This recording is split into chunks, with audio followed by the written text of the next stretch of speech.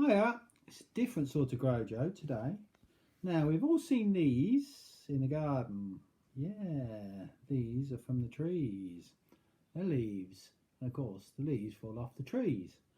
And they rattle around your garden and they look untidy until somebody wraps them up in a bin bag and cart it off to make compost with them.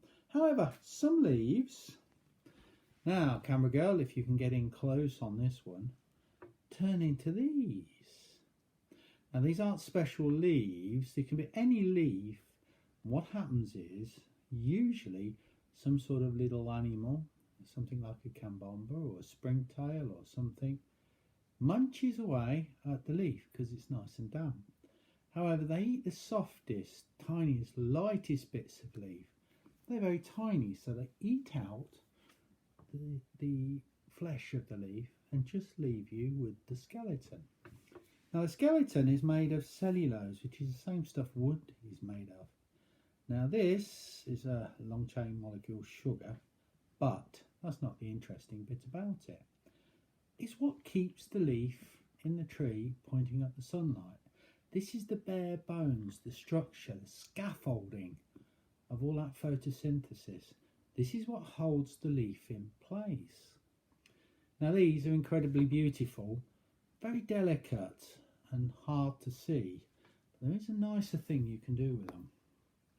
Now, what I'm going to do with this one is spray it. So I've got a bit of this silver spray. Now, you can use non-spray paints if you like. You can just damp it on with a piece of cotton wool. You can even use nail varnish if you were that way inclined. Unfortunately, I've run out of nail varnish. Anyway, so I'm going to give it a quick spray. Better if you do this outside. And then you end up with something like that.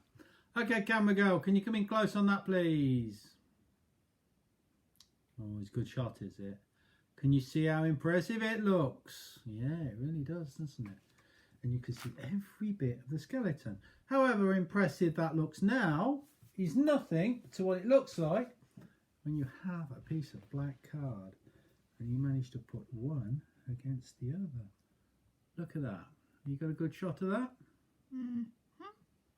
Excellent. So you can see.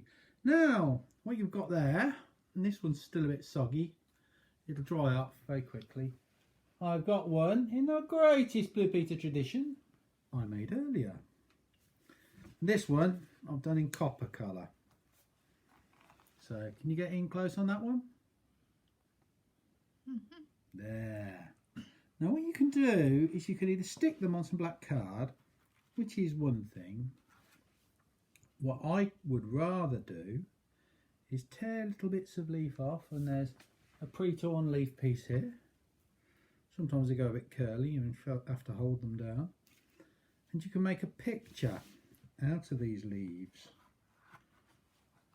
So these leaves can form little trees in the background, or birds, or whatever.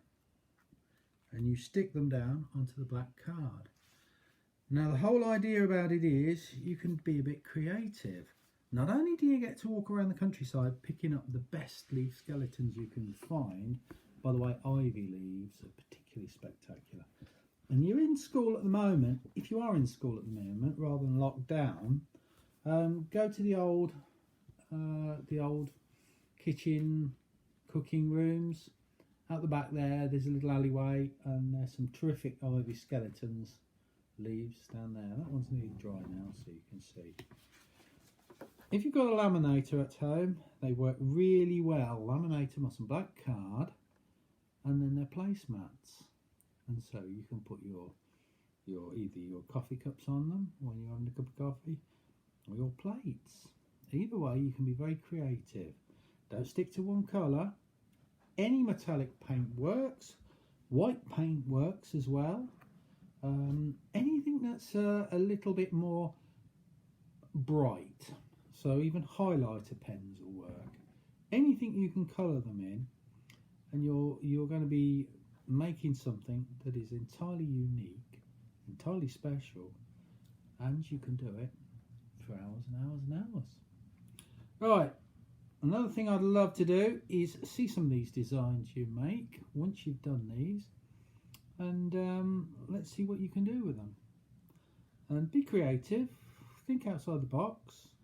They don't just have to be leaves, they could be delicate birds or the wings of dragons or something like that. So make a really nice picture out of them, best you can do.